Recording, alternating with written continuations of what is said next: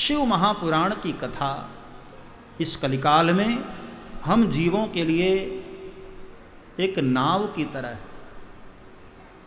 जो पाप करते करते करते इस भवाटवी में डूबने के कागार पर हैं, उनको भी यदि शिव महापुराण रूपी ये नौका प्राप्त हो जाए तो बड़ी आसानी से भवसागर किनारे लग सकते हैं। इस कथा को कैसे सुनना है वो भी विधि भी बताई गई।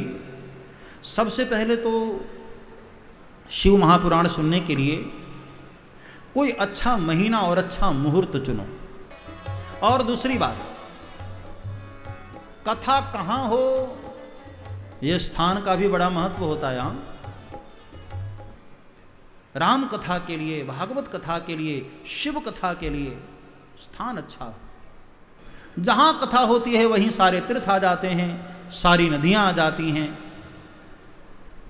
सारे देवता विराजित हो जाते हैं। कथा श्रवण कराने वाले जो व्यास हैं उनके प्रति मन में अच्छा भाव होना चाहिए। पुराण वेत्ता, पवित्र, दक्ष, शांत, ईर्ष्या पर विजय प्राप्त करने वाला, साधु चरित्र वाला और दयालु होना चाहिए। इतने लक्षण शिव महापुराण के वक्ता के कहे गए। जिसका अंतःकरण पवित्र हो, जिसकी आंखों में पवित्रता हो, दृष्टि में पवित्रता हो,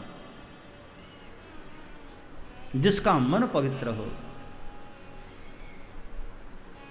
भाई कथा व्यासपीठ पर बैठे और दृष्टि पवित्र न हो, मन पवित्र न हो तो क्या कथा सुनाएगा।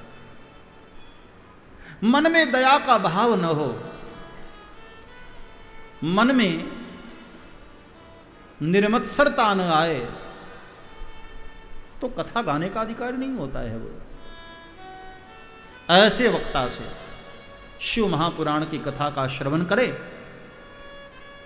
और देखो, जहां कथा हो वहां शिव जी का दरबार सजाना चाहिए,